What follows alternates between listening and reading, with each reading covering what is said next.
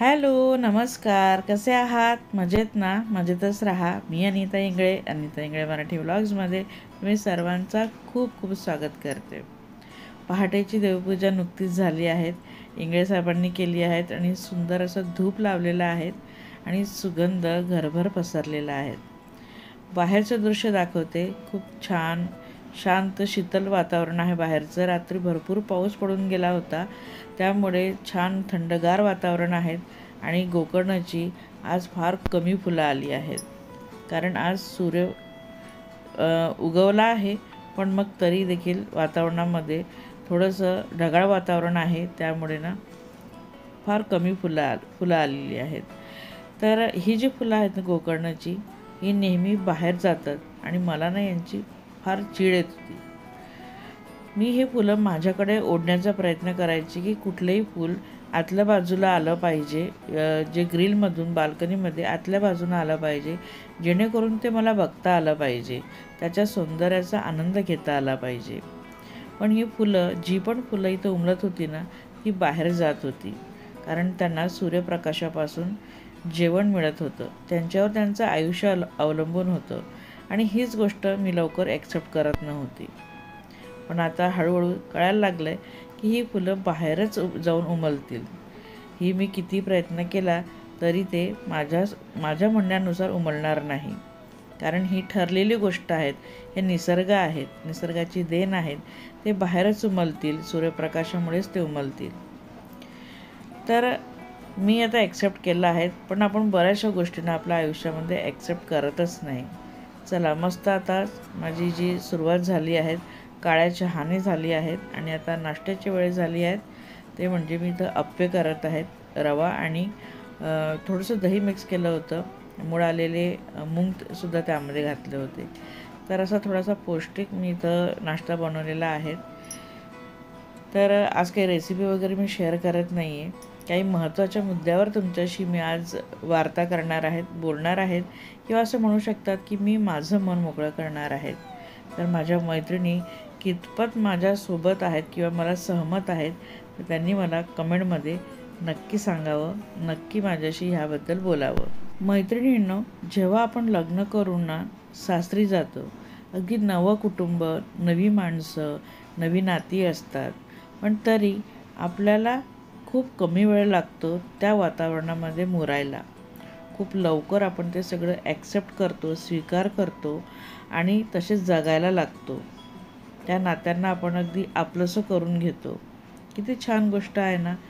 पण आपल्याच आयुष्यामध्ये असं काही घडत असेल ज्याला आपण ॲक्सेप्टच करत नाही, स्वीकार करत नाही, त्यामुळे मग बरेचसे प्रॉब्लेम येऊ शकतात. तर आज महत्त्वाचा मुद्दा हाताशी घेत आहेत, ते म्हणजे आमच्या 40शीतल्या ज्या मैत्रिणी आहेत ना, त्या वाढतं वय स्वीकारायला वेळ लावतात. त्यांना वाढतं वय स्वीकारायला वेळ लागतो. तो का लागतो? चला आज याबद्दल बोलूया.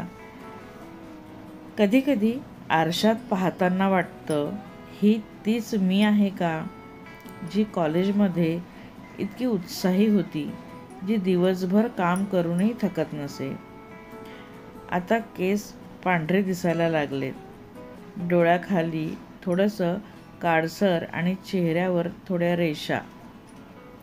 आणि मग एक विचार मनात येतो, हे वाढतं वय स्वीकारायला इतका वेळ का लागतो?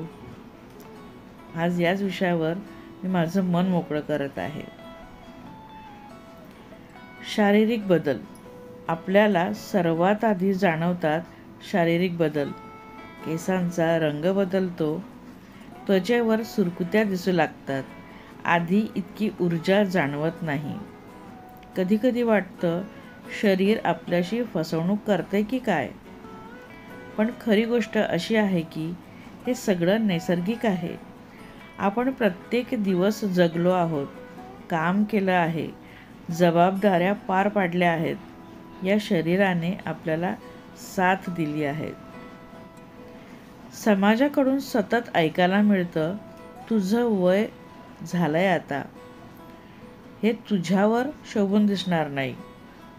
समाजाकडून सतत ऐकायला मिळतं, तुझं वय झालंय आता, हे तुझ्यावर शोभून दिसणार नाही, तू हे काय घातलंय किंवा तू हे घालू नको, आता काय नवीन करायचं आहे तुला, ह्या वयात तुला नवीन काय करायचं आहे, हे तुला शोभणार आहे का, या सगळ्या गोष्टी समाज म्हणत असतो आणि नकळत आपण ते मान्य करतो. पण समाजाला सांगावं लागतं, हो माझं वय वाढतंय, पण माझा आत्मविश्वासही वाढतोय. आपण इतकं गुंतून जातो घरात, मुलांमध्ये, नवऱ्याच्या कामात, की स्वतःला विसरून जातो. स्वतःसाठी वेळच नसतो. एखादं नवं छंद, एखादी ट्रीप, एखादं पार्लर जाणं, सगळं नंतर पाहू असं म्हणून मागे टाकत जातो. आणि शेवटी मनात एक प्रश्न उरतो, मी खरंच जगले का स्वतःसाठी? जुन्या फोटोकडे बघताना मन हळवं होतं. बघ ना, किती सडपातळ होते, केस किती घनदाट होते, चेहऱ्यावर तेज होतं, पण त्या फोटोच्या मागेही एक संघर्ष होता. तो विसरतो आपण. आता आपण जास्त शहाणी झालोय, जास्त समजूतदार, हेही कौतुकाचं आहे ना. वाढत्या वयात सगळ्यात मोठी भीती असते, आता आपण काही नवीन करू शकणार नाही. पण खरी गोष्ट अशी आहे की आपण अनुभवाने समृद्ध झालोय. आता आपण शांतपणे निर्णय घेऊ शकतो, चुका टाळू शकतो आणि नवं शिकण्याची तयारीही ठेवू शकतो. माझं उदाहरण मी देऊ शकते. मी अगदी 45 पार केली आणि मग पाऊल टाकलं मी यूट्यूब ह्या जगामध्ये. 40च्या आधीपासूनच मी काहीतरी करायचं म्हणून धडपडतच होते. कायम मी काहीतरी नवीन गोष्टी शिकतच होते आणि करत होते. आणि अगदी 40 ते 45 ह्या 4 ते 5 वर्षामध्ये वाटलं काहीतरी वेगळं करावं. आजूबाजूच्या लोकांनी मागे हसलं देखील असेल की हिला ह्या वयात काय बुद्धी सुचली. पण तरीही मी कोणालाही अगदी उलटं उत्तर न देता मी माझं काम सुरू केलं आणि ते आता करत आहेत. त्या कामामध्ये मला किती धडपडावं लागलं तरीही चालेल, पण त्यातून मी काही नवीन शिकत आहेत, तुमच्याशी अगदी हितगुज करत आहेत, बोलत आहेत. कधी कधी वय स्वीकारा असं म्हटलं की काही जणी समजतात म्हणजे तरुण मुलींसारखे कपडे घालणं, भरपूर मेकअप करणं किंवा तरुणपणीचं वागणं, नाटकीपणे पुन्हा जगणं, म्हणजेच तरुणपणीचं आव आणणं. पण खऱ्या अर्थाने वय स्वीकारणं म्हणजे ते नाटकीपणाने झाकणं नव्हे, तर त्या वयातील गंमत, शहाणपण, आत्ममूल्य याचा स्वीकार करणं. म्हणजेच एक मॅच्युरिटी आपल्या वयामध्ये दिसली पाहिजे, एक शहाणपण, एक विचार आपले दुसऱ्यांसमोर मांडताना एक शहाणपण दिसलं पाहिजे आणि वागताना एक आपला आत्मविश्वास दिसला पाहिजे. आपण 20 वर्षाचं नसतो हे मान्य करणं आणि त्यासाठी लाज वाटू न देणं. तेवढंच नव्हे तर 40शीचं सौंदर्य, 40शीचा आत्मविश्वास आणि 40शीचं शहाणपण खुलवून जगणं. म्हणजे मी साडी घालते, केसात थोडं पांढरं दिसतं तरी मी सुंदर आहे. माझा आत्मविश्वास, माझं हास्य आणि माझं खरंखुरं रूपच माझी खरी ताकद आहे. माझं वय वाढतंय हे खरं, पण मी वयस्कर झाले असं नाही. मी समजूतदार झाले, शांत झाले आणि आज मी स्वतःशी प्रामाणिक आहे. मैत्रिणींनो, वय वाढणं ही निसर्गाची देण आहे, ती आपण मिठी मारायला हवी.